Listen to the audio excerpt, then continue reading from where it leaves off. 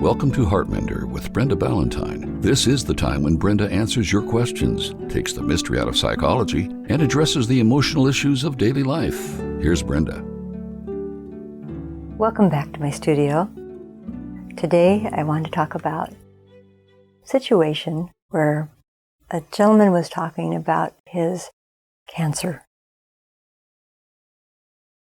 As a professor at a university, I teach psychology, and that covers a multitude of areas, from psychological as well as biological and even spiritual components.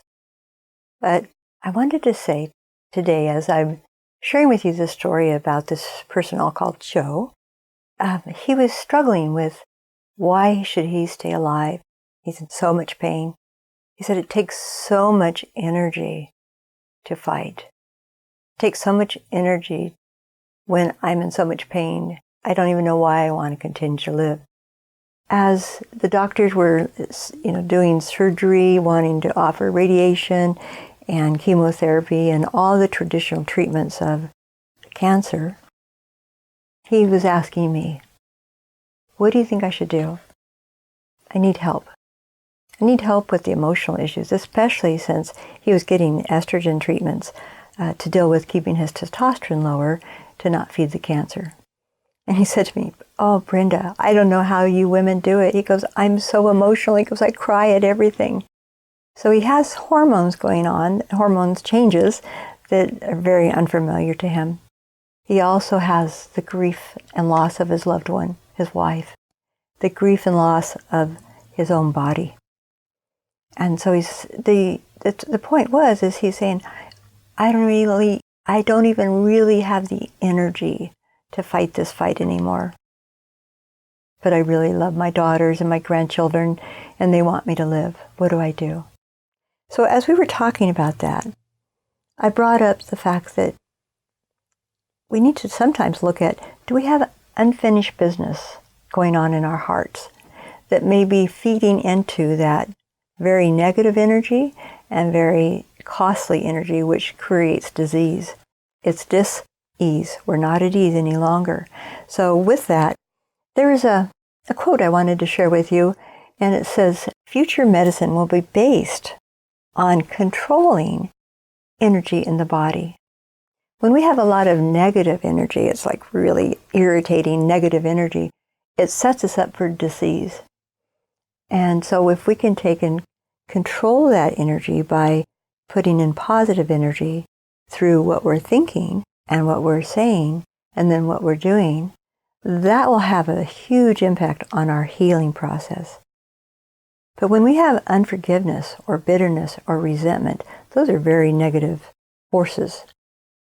We have the power to release that through forgiveness as we talk with others, as we reach out and look for help, as he did last night as we were talking again.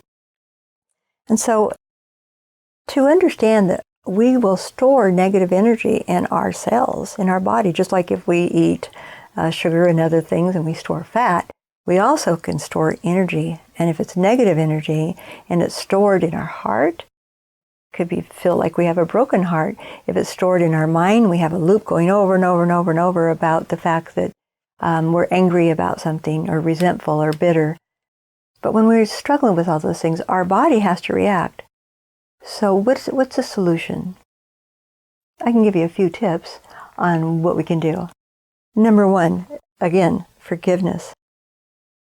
Releasing that. It's like I let them go. His wife was dead. All the different things she'd passed. So all those things have passed as well. I should have said this. I wish I would have done that. The things that we beat ourselves up for because we don't have insight to know sometimes what to do. But also acceptance. You know that saying about accept those things you cannot change and change the things that you can. So accepting the fact in this situation, okay, for example, for him, he's now sick. Can he get better? He can. He can change the way he's thinking. As he's changing the way he's thinking in the way that he's communicating, that energy will be released. The negative energies will be released and he will be free.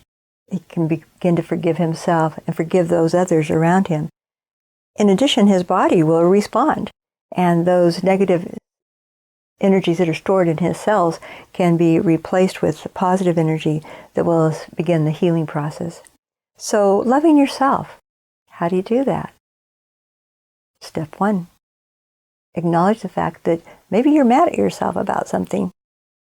Maybe you're feeling not at ease, but hopefully not diseased at this moment. There's a difference. Are you at ease? Is there things that you need to look at? Is there someone that you can talk to about certain things that are bothering you? Have you noticed any kind of negative energy that's around you that perhaps you can change your environment? So my tips for the day is be aware of your environment. Be aware of what you're thinking. Are you storing negative energies? Are you being surrounded by negative energy? That could be in people or environment. It could be in clutter. It could be in a lot of things. It could be things that aren't even here any longer. It could be that the unfinished business that is stored within us.